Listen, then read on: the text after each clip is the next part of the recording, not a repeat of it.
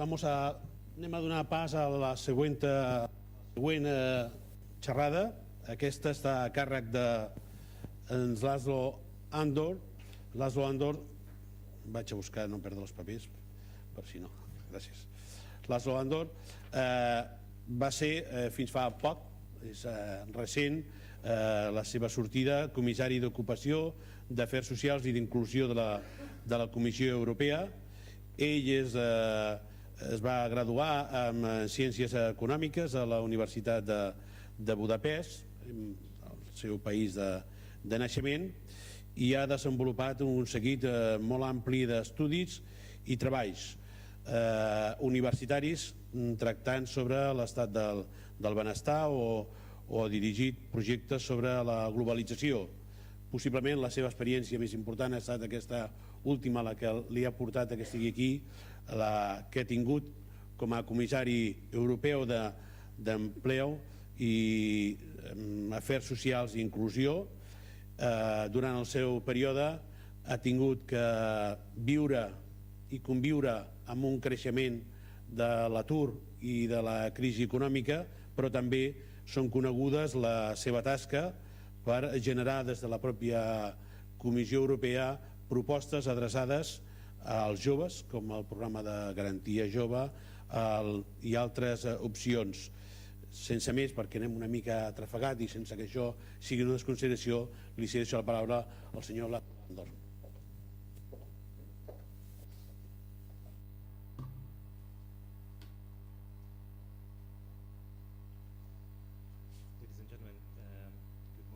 Senyors i senyores, bon dia, moltíssimes gràcies per convidar-me a aquesta conferència tan important. Realment, com excomissari, m'agradaria parlar de la situació de l'ocupació a la Unió Europea. És un plaer poder estar aquí avui a Barcelona i tot el que diré realment és el que també es dirà a la Comissió Europea i al Consell Europeu, i crec que ara es comprèn molt millor les dimensions socials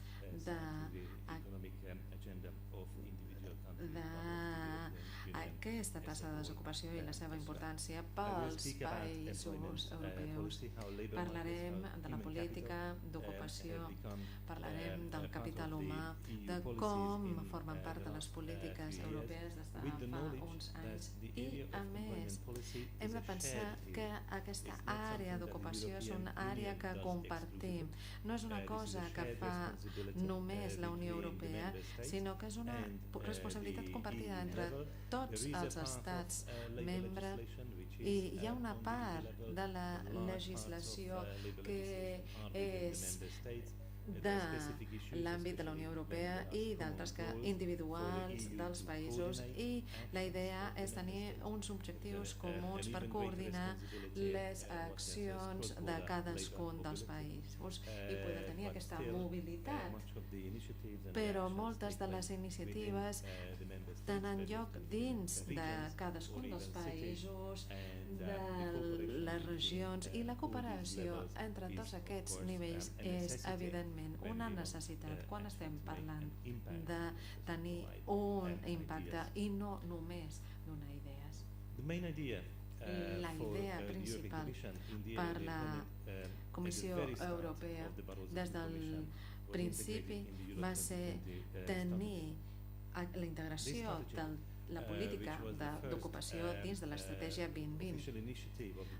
Tenim aquesta iniciativa oficial que després es va consensuar, i el seu objectiu era tenir un creixement que fos intel·ligent, sostenible i inclusiu. I si pensem en l'agenda 2020 d'Europa, hem de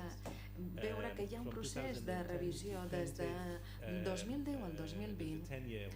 en aquest horitzó de 10 anys que abans era de l'agenda Lisboa, que va ser del 2000 al 2010, així que parlem sempre de períodes de 10 anys, i ara tenim un període, hem començat un període on els diferents estats membres estan analitzant el progrés o la manca de progrés dins d'aquests aspectes, i que per tant jo els animaria a tots a participar d'aquesta reflexió, d'aquesta revisió, perquè tota l'experiència que es té en els diferents països és molt variable, i per identificar, per tant, les accions principals de la segona meitat d'aquest període de 10 anys. I és molt important veure la interconnectivitat d'aquests 3 objectius d'un creixement intel·ligent, sostenible i inclusiu. I no és una reflexió sobre l'experiència de la crisi, sinó que es deriva de l'avaluació abans de la crisi, on la majoria dels països europeus tenien un creixement econòmic decent, no sempre basat en el coneixement, no sempre sostenible i no sempre de forma inclusiva, que dona igualtat d'oportunitats a tots els grups, com per exemple persones amb discapacitats, dones o joves. I jo voldria en aquest sentit dir que totes aquestes mancances del model anterior són aplicables al seu país, a Espanya, i jo continuaré parlant d'Espanya com el seu país si no tenen cap problema amb aquesta fórmula, i parlaré sempre de la dimensió espanyola dins dels meus missatges que fan referència a l'ocupació i desocupació dins del territori de la Unió Europea. Volíem identificar en primer lloc les accions principals per poder tenir aquest creixement intel·ligent, doncs amb una major digitalització, per exemple, que és un dels temes on tenim mancances, i també amb innovació, on podem anar progressant molt, doncs fent servir recursos naturals i energia d'una manera més econòmica. Però el més important, a banda del creixement intel·ligent i sostenible, és el creixement inclusiu, amb noves competències, amb nous llocs de treball, i que ens permeti lluitar contra la pobresa.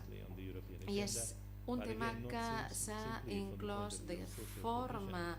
específica dins d'aquesta agenda, no només des del punt de vista de la solidaritat i de la cohesió social, perquè clar, si les persones són més pobres no poden contribuir tampoc a la prosperitat dels països, i en aquest sentit hem d'invertir en una major cohesió social per poder tenir uns països europeus amb un més gran potencial en els moments de problemes econòmics. Tenim aquí diferents objectius, no tants com a l'agenda de Lisboa, però uns quants, i tenim diferents xifres que fan referència al capital humà, que no només és l'objectiu d'ocupació del 75%, sinó a més tenim objectius que fan referència a l'educació, que es centren en augmentar el nombre de persones que siguin graduats, almenys el 40% de les persones de 30 a 34 anys que puguin completar aquesta educació de tercer nivell, educació superior, i poder obtenir d'aquesta manera una millor educació, i també reduir la tassa d'abandonament escolar, que em sembla que també és molt alta aquí a Espanya. Si analitzem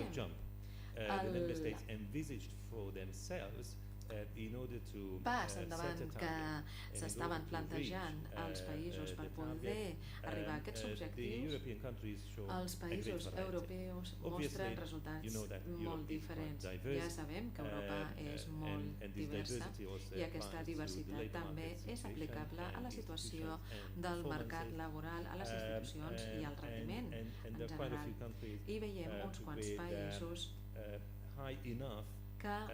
es troben amb unes taxes d'ocupació elevades i per tant no necessiten augmentar-les més si l'objectiu és aquest 75%. Així que aquests països que ja han arribat a aquesta taxa, que són els que es troben a l'esquerra d'aquesta gràfica, també volen però continuar augmentant la seva taxa d'ocupació fins al 80%, com en el cas de Suècia. I cal tenir en compte que tenim a Suècia, els Països Baixos, a Àustria, a Dinamarca i a Alemanya i Finlàndia com els països que estan tenint bones taxes d'ocupació i que a més tenen un molt bon diàleg social institucionalitzat i una gran cohesió social. I això vol dir que també tenen una gran competitivitat econòmica. I tot i que els seus impostos són molt elevats, però tenen alts nivells de despesa pública i tenen molta inversió social. I és aquesta inversió social la que ens dona la clau per tenir un bon capital humà i que ens permet mantenir aquest sistema del benestar. Aquests països han establert, per tant, aquest vincle molt fort entre la inversió social i el creixement econòmic. Després tenim altres països on veiem una gran diferència entre la seva taxa d'ocupació i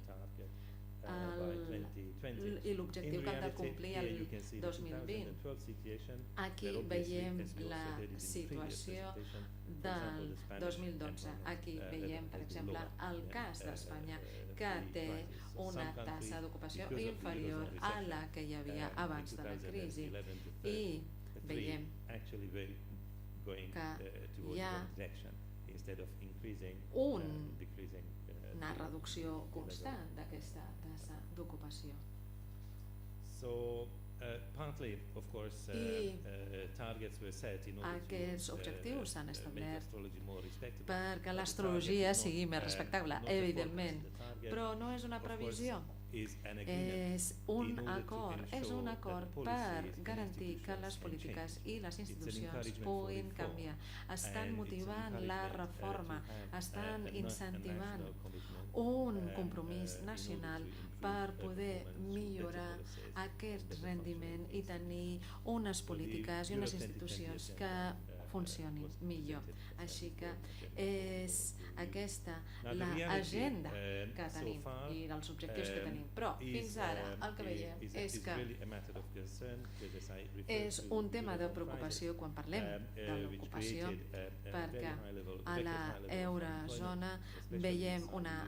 elevada taxa de desocupació i això no ens permet arribar a aquests objectius, perquè si veiem el que han anat fent tots els estats membres, no han arribat ni al 74%, sinó que per ara ens veiem que la situació serà del 71% si les coses van bé. Arribarem a una taxa d'ocupació del 71% si les coses van bé. Així que els danys de la crisi han estat molt significatius i això forma part de la reflexió de la nostra estratègia 2020. I la qüestió és que com que vam tenir dos períodes de crisi, 2009 i després 2011-2013, encara que en alguns països va ser continuada. I quan més dura la desocupació, més difícil és poder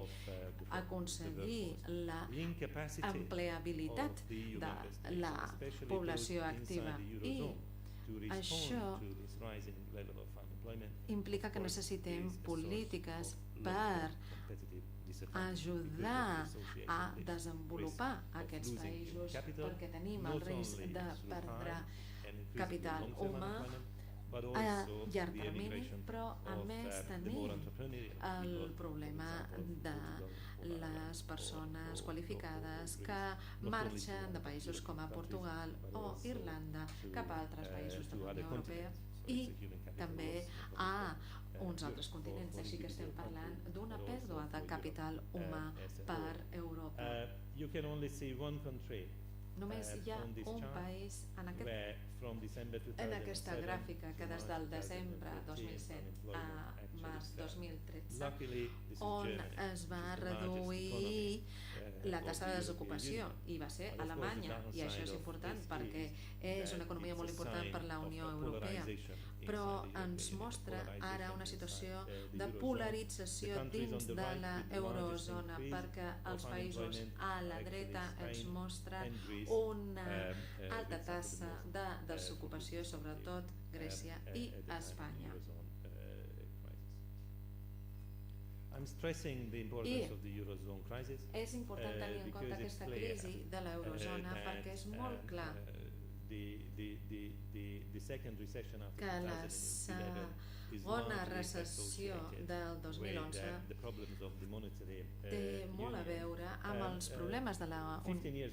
unitat monetària. Fa 15 anys l'eurozona funcionava millor pel que fa a l'ocupació i teníem una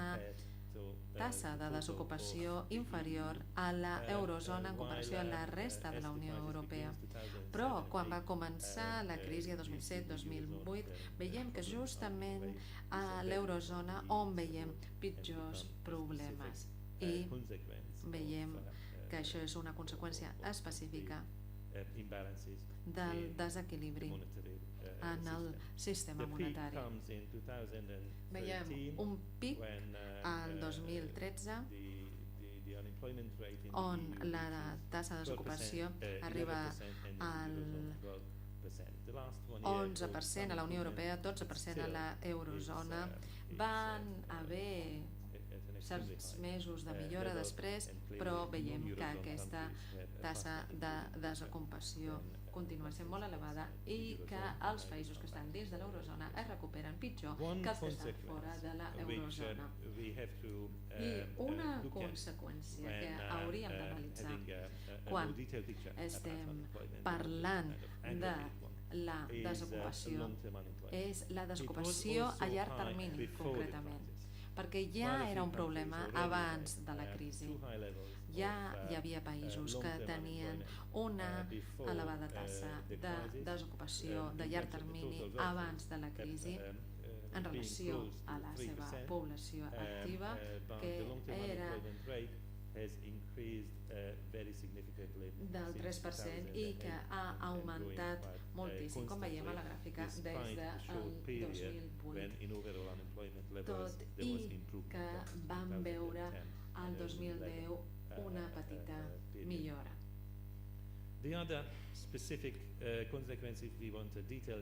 L'altra conseqüència important és la taxa de desocupació entre els joves, perquè veiem que els joves han estat molt impactats per aquesta llarga crisi de 7 anys i veiem aquí els diferents països, com per exemple Irlanda, on ja va haver el problema de l'esclatament de la bombolla immobiliària, i moltes d'aquestes persones joves que abans havien estat estudiant per poder accedir al mercat laboral en bons sectors que de sobte van ser sectors que van deixar de funcionar. I això vol dir que tenim un gran nombre de joves que estan al carrer sense la possibilitat de poder tornar al sistema educatiu, per una banda, o al mercat laboral. Veiem aquí la diversitat de la Unió Europea. Estem parlant d'elevades taxes de desocupació, sobretot de desocupació entre els joves. Veiem que hi ha alguns països molt més afectats que d'altres. Hi ha una gran discrepància, per exemple, entre Grècia, Espanya, Croàcia i altres països com Àustria, Alemanya, els Països Baixos, pel que fa a l'atur juvenil. I veiem que a finals de 2013, si poguéssim comparar les xifres, veuríem alguna millora en alguns països, però continuem veient aquesta situació de discrepància amb Grècia, Espanya i Croàcia a la part superior d'aquests països que tenen doncs un atur juvenil molt més gran que aquests altres països que acabo de mencionar, que tenen uns bons programes per fer una transferència de l'educació al mercat laboral, que tenen aquests programes de pràctiques molt més desenvolupats. I és important que quan parlem d'aquest atur juvenil hem de pensar en molts reptes. Són molts reptes que també han promogut diferents iniciatives. Estem parlant de diferents polítiques que intenten donar més idees, més orientació pels diferents països perquè puguin llançar noves accions. El 2012 vam llançar el paquet d'ocupació, que va ser el més complet, i jo puc recomanar realment aquestes polítiques i que després es va complementar amb altres polítiques com per exemple el llibre blanc sobre pensions o el paquet d'inversió social que fa referència als sistemes de benestar i que intenten evitar situacions com la pobresa infantil. El paquet d'ocupació fa referència a noves polítiques perquè abans no teníem l'agenda tan centrada en aquestes polítiques d'ocupació i en el fet que s'ha d'invertir al capital humà. Això es va incloure una miqueta a l'agenda de Lisboa, però ara tenim un problema de demanda, perquè amb la crisi hi ha una mancança de demanda i és important trobar maneres de promoure aquesta demanda laboral, demanda del mercat laboral, mitjançant diferents polítiques i mitjançant diferents subsidis per la contractació.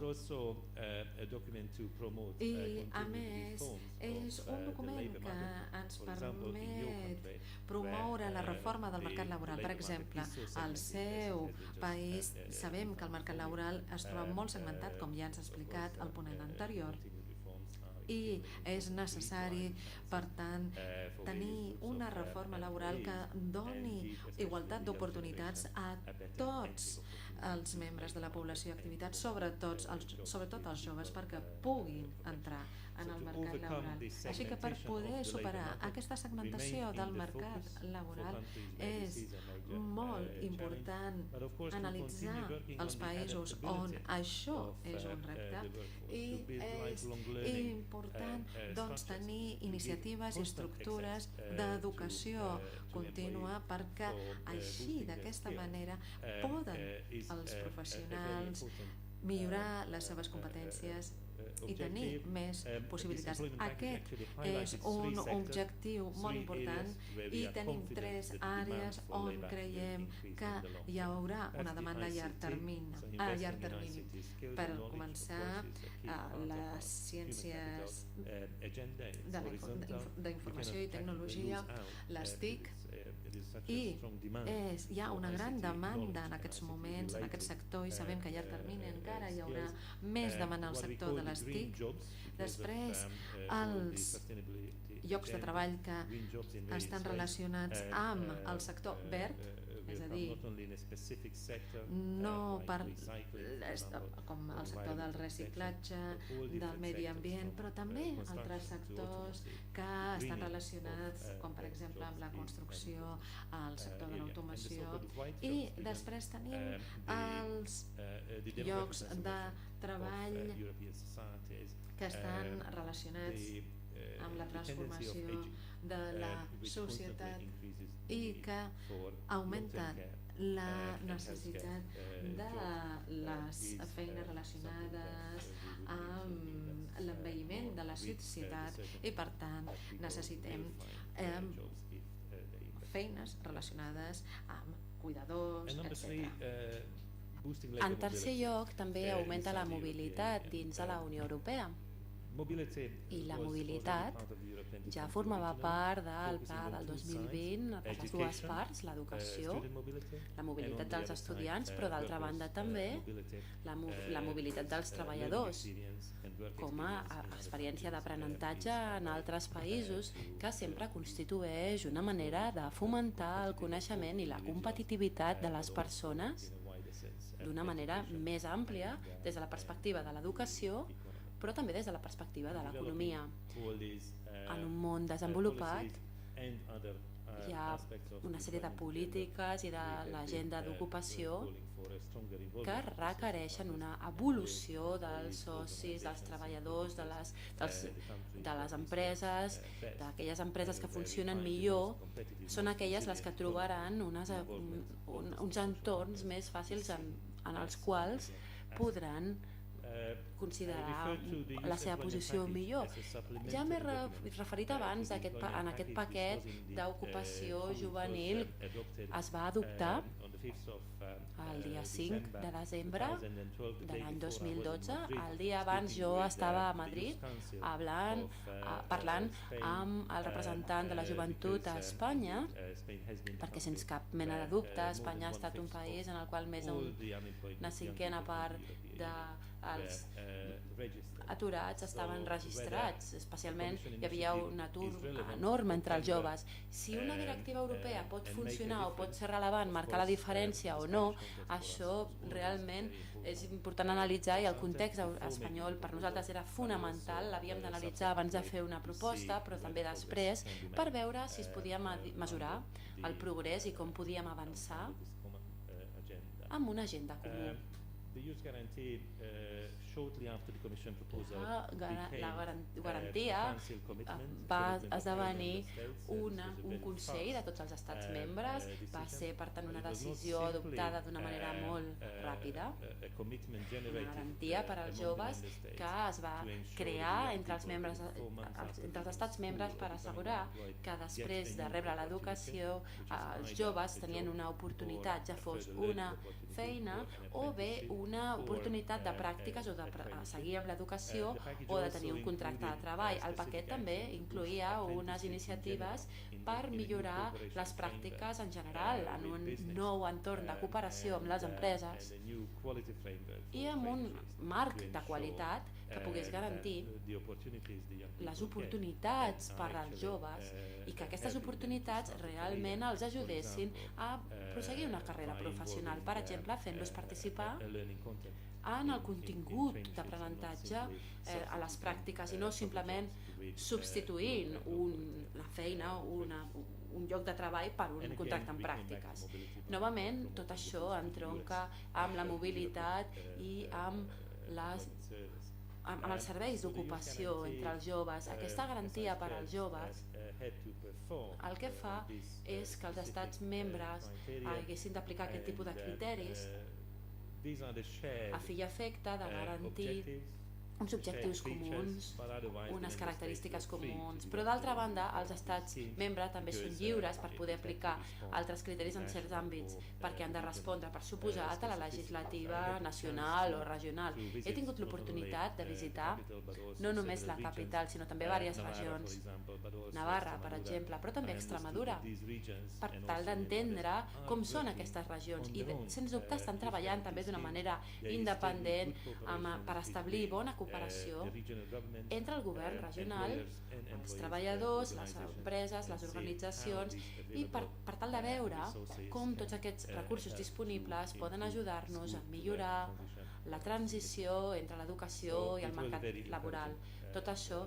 ha estat una experiència molt enriquidora, molt fructífera per mi, perquè hi ha hagut un progrés a escala espanyola a l'hora de crear un pla i una sèrie de passos per tirar-lo endavant. No tinc temps d'aprofundir en tots els detalls, però hi ha temes importants que m'agradaria recalcar, i és que cal personalitzar aquesta ajuda. Si mirem els països en els quals ja funciona la garantia per als joves, com per exemple Àustria o Finlàndia, veiem que tenim una capacitat d'actuar i arribar a uns serveis d'ocupació molt proactius per als aturats juvenils, però també aquells que no estan registrats, aquells que anomenen ninis al sistema espanyol, si no m'equivoco, que no tenen ni feina ni estan en el sistema educatiu i que realment constitueixen la nostra principal preocupació, tenint en compte quines són les necessitats concretes. Estem parlant de persones que no formen part ni del sistema educatiu ni del sistema laboral i que han estat allà des d'abans de la crisi, però que s'han seguit mantenint i creixent durant la crisi. Hem estat treballant a la comissió mà a mà amb els estats membres per tal de dur a la pràctica tot això. Hem fet una sèrie de reunions amb els governs que ens han ajudat moltíssim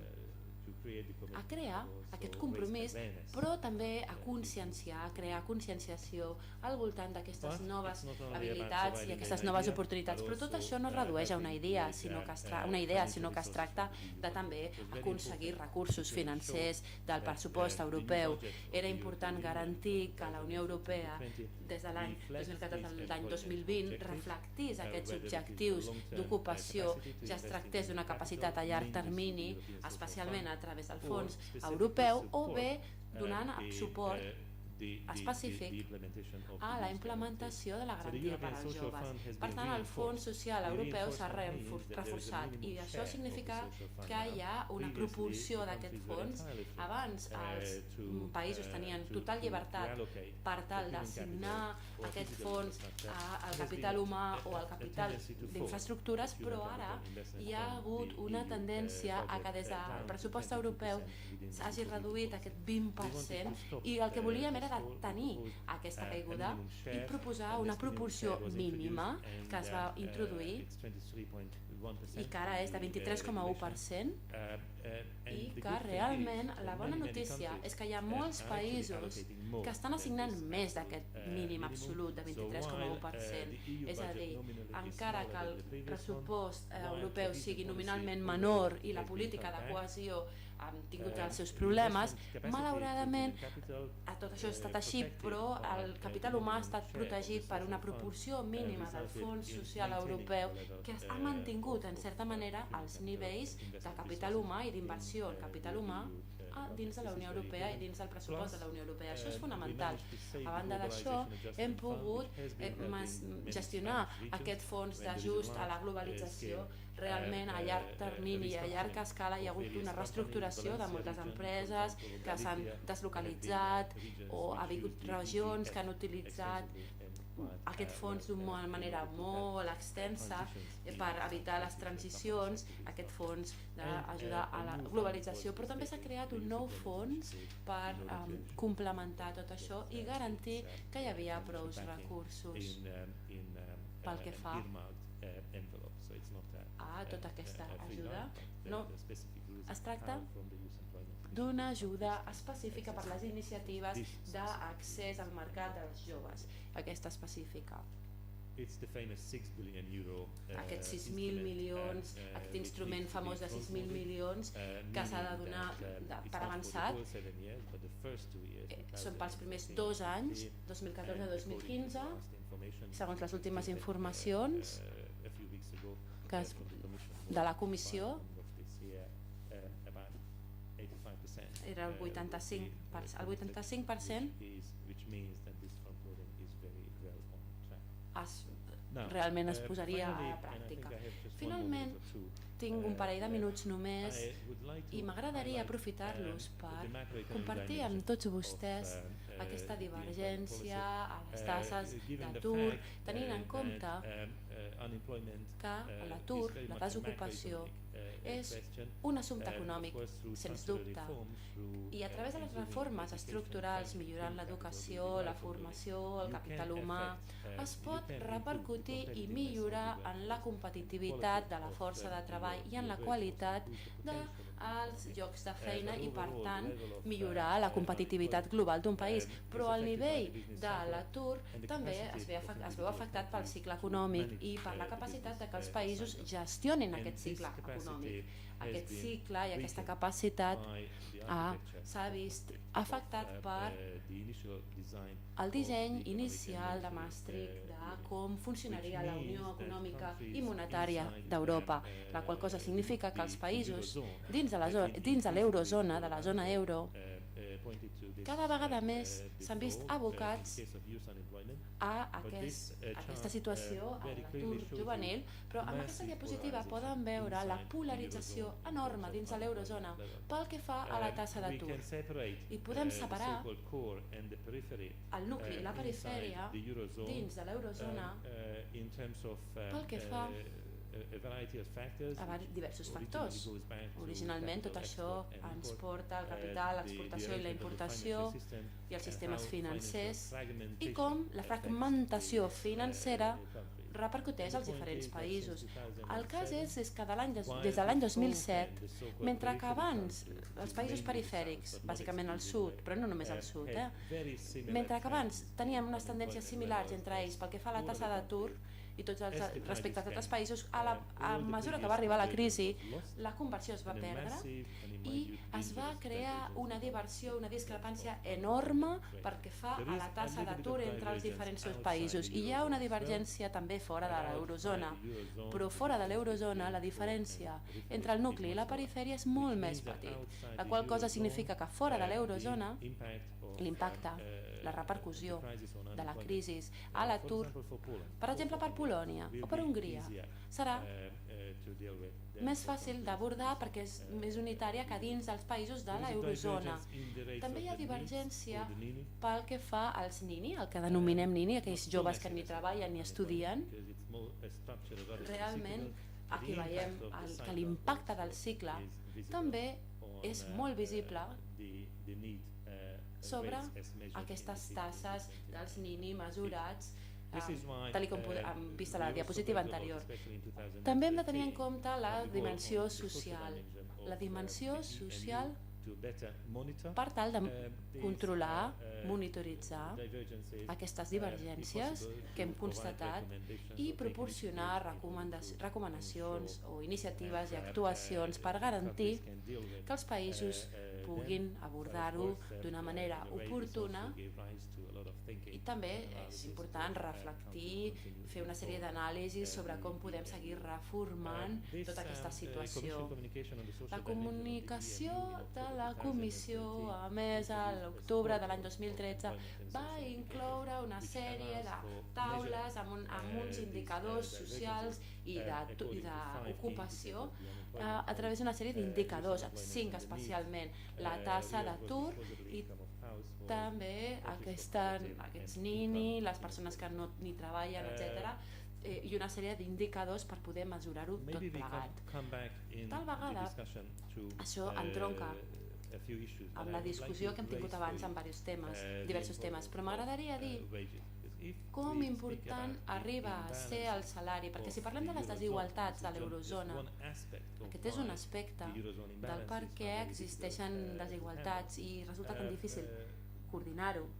perquè el desenvolupament dels salaris ha estat molt divers també, la qual cosa significa que els salaris en alguns països han crescut molt més ràpid que la productivitat, per exemple Portugal o Itàlia, en els temps precrisis per suposat. En altres països, tanmateix, el creixement ha sigut molt més breu, per exemple a Alemanya, com poden veure a la part inferior del gràfic. La qual cosa significa que si els salaris creixen més ràpid que la productivitat, la competitivitat baixa, però si va més lent, doncs hi ha una situació que tampoc no és bona des del punt de vista econòmic. Per això s'ha reflexionat molt en com mantenir i garantir que hi hagi un millor diàleg,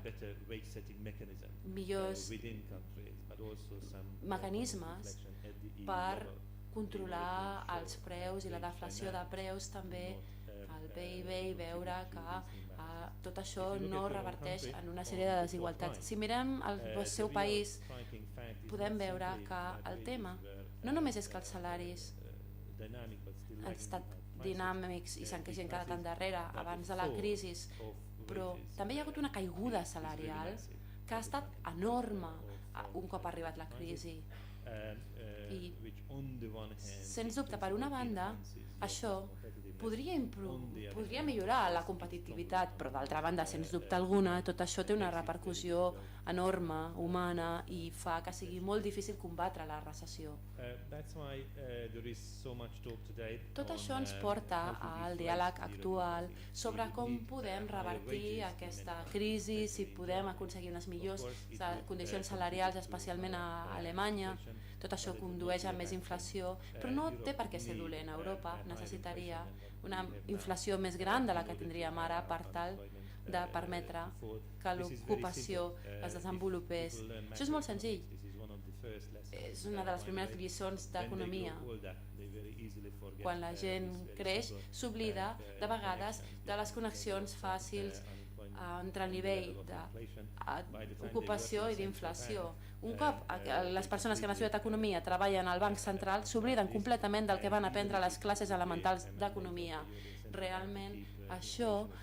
hauríem de mantenir aquesta inflació al 2% i mantenir-la al 2% el que fa és que té una repercussió sobre l'ocupació i la lluita contra l'atur esdevé molt difícil. Aquí podem veure la curva de Phillips a Espanya des de l'any 1970 fins a l'any 2013, que demostra que la pràctica, sé que sembla que sigui a la teoria, però realment la teoria té una repercussió en la pràctica, i el que jo els estic mostrant aquí és una repercussió pràctica de la curva de Phillips a Espanya en aquest temps respecte al passat immediat. Novament, m'agradaria mostrar-los a tots vostès una cosa específica del seu país, ja que no ha succeït una cosa semblant a cap altre país de la Unió Europea en els últims anys. Ja hem vist aquesta disminució salarial. El que veiem aquí és l'augment de la desigualtat. Espanya és el país en el qual les desigualtats han crescut més ràpidament en els últims 5 anys, la qual cosa significa pràcticament que tothom a la societat ha hagut de veure les conseqüències de la crisi, de que s'hagi trencat la bombolla, però com més a baix està un pel que fa a les rendes que rep, tant més gran ha estat el sacrifici, i això sens dubte és negatiu. Si volem tenir un comparador, podem veure què ha succeït a Alemanya. Això és el que anomenem una societat cohesiva, perquè Alemanya, per suposat, no té aquesta relació tan llarga com la d'Espanya, sens dubte, això no es pot oblidar. Malauradament, això és un problema. Fins i tot si un país està o no a la crisi, ha d'haver-hi solidaritat, ha d'haver-hi una major capacitat per garantir que els més pobres són aquells que tenen més protecció i que a les conseqüències no acaben conduir-los a perdre la casa o perdre l'accés al mercat laboral, etc. i les diferents formes de crisi social. Per tant, hi ha realment aquesta demanda de millorar les coses, i a Espanya hi ha hagut moments molt abruptes, especialment el període que va entre el 2012. He de dir que és bo que la Unió Europea hagi posat un fons per ajudar a la gent més empobrida per aquest procés, però realment es tracta d'aquí de reparar el dany, no d'invertir en el capital humà, i el que necessitem no és només reparar els danys, sinó també invertir en el futur, en el capital humà del futur, perquè cal no només seguir reparant els problemes a escala nacional, educativament, etc., problemes amb la banca, sinó que cal també, en l'àmbit de la Unió Europea, reformar la Unió Monetària i fer una sèrie de mesures. A Berlín, al maig, es van identificar 5 accions claus per al futur i per la reforma de la Unió Monetària. Estava allà dalt. Estava entre les prioritats de la nova comissió i em penso que es tracta d'un tema fonamental, aquesta desigualtat que ens segueix mantenint en un estat en el qual tenim problemes per aconseguir recursos d'inversió i per establir canals d'inversió. Tot això no només és una desavantatge competitiva d'Europa respecte als Estats Units, sinó que també és un factor que no permet que succeeixi el creixement econòmic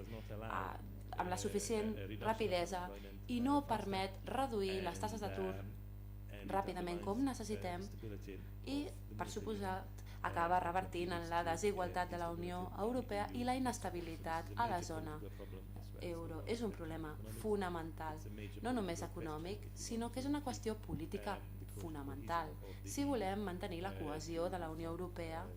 cal reformar la Unió Monetària i eliminar aquestes discrepàncies a la crisi i que han provocat uns danys tan grans, especialment en el capital humà. Moltíssimes gràcies per la seva atenció. Bé, haig de reconèixer que ha estat plenament curós amb el temps, ha invertit tot el temps que li havíem donat, però per tant no és culpa seva, sinó que és culpa, diguem-ne, de com anem avançant amb el tema. I des d'aquesta perspectiva sí que hi ha alguna pregunta, els hi farem una qüestió que és, li traslladarem per escrit perquè ens la pugui contestar i la penjarem a la pàgina web per poder guanyar una mica de temps i així poder establir... Hi ha una només? Així és molt complicada, no?